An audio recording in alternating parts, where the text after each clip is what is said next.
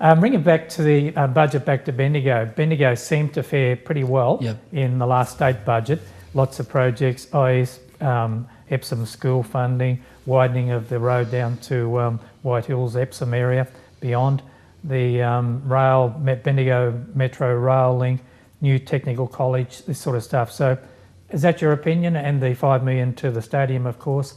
You were happy with what Bendigo got? And I know your electorate doesn't just sit by Bendigo. You've got 48% of the state of Victoria in landmass, so you go everywhere, but I just perhaps rather focus on Bendigo because that's what I know better.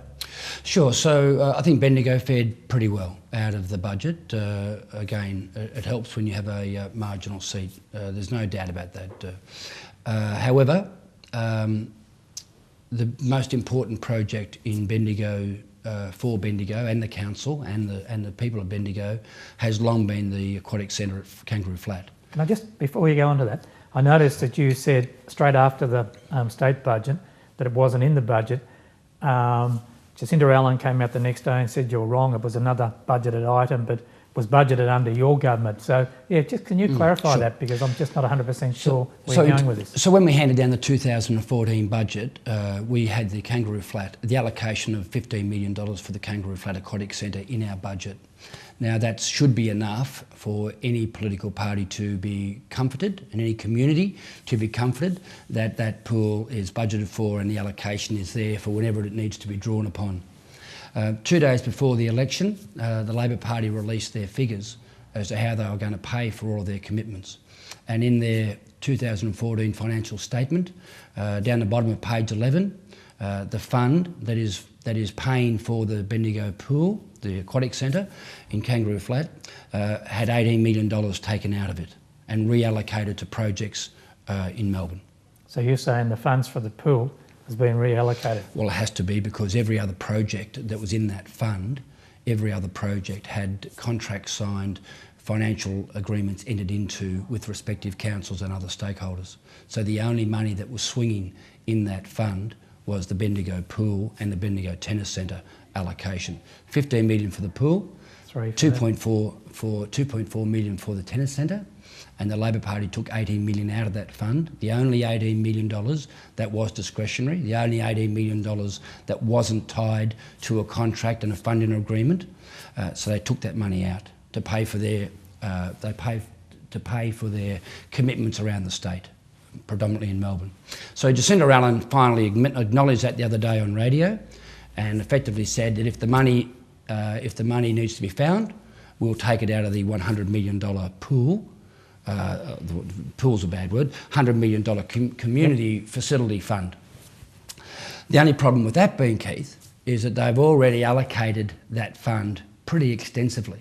Somewhere else. Well, $10 million is going to female facility change room, which is not a bad idea. Yep. $10 million is going to cricket facilities. $23 million is going to 29 other projects around the state that's already been allocated. So if you take $15 million for the Kangaroo Flat pool out of that fund, your $100 million fund, which is going to be seen to be the answers for every problem in relation to sport and rec facilities around the state for the next 4 years, you've got $42 million left to do you for 4 years for any project that happens to arise between now and then, plus a whole range of other facilities and other programs that would normally come out of sport and rec. So it doesn't go far. Coming back to the pool, what's your comments on the council's suggestion at their draft budget, bring it down from 50 metres to 25? I went to see the mayor yesterday, said this is crazy, I just can't believe you're even contemplating this. Well, I'm glad you did that. I'm glad you did that, Keith, because I would I can't use that language that you're crazy. However, the community of Kangaroo Flat has already had this debate. And they had this debate throughout 2010 and 2011 before they got the council to commit to building the project. And that's all, we've already been through this process. So it's incredibly disappointing. So initially, in the lead up to 2010, which was a long time ago, Stephen Oliver went out and really got behind, he was a National Party candidate, got behind the concept of a 50-metre pool. Once we were in government, it was a matter of, can we get any money out of the federal government? Firstly, the Gillard government, Gillard, and then it became Can we get in? We couldn't do that. Then can we get any money out of the Abbott government? We couldn't do that. So then the council came to us as a state government and said, is there any way that you can lift your contribution from 10 million? We're now asking 15, so that we can fund this thing without the federal government. So that was the status quo for about 3 months in the lead up to the 2014 budget. We squirreled away, we worked hard, we lobbied and lobbied. In the end, we were able to get $15 million so that the Kangaroo Flat community and Bendigo as a greater community could have a world-class aquatic centre that was 50 metres in length. And it was going to be able to host national championships, state championships, all the school championships that they needed. Effectively, the 50-metre pool was what the community argued for and what the community were granted. It's an absolute load of rubbish for the council now to be going back and saying that we're going to save $2 million to cut the pool in half. It's unfair and it's wrong.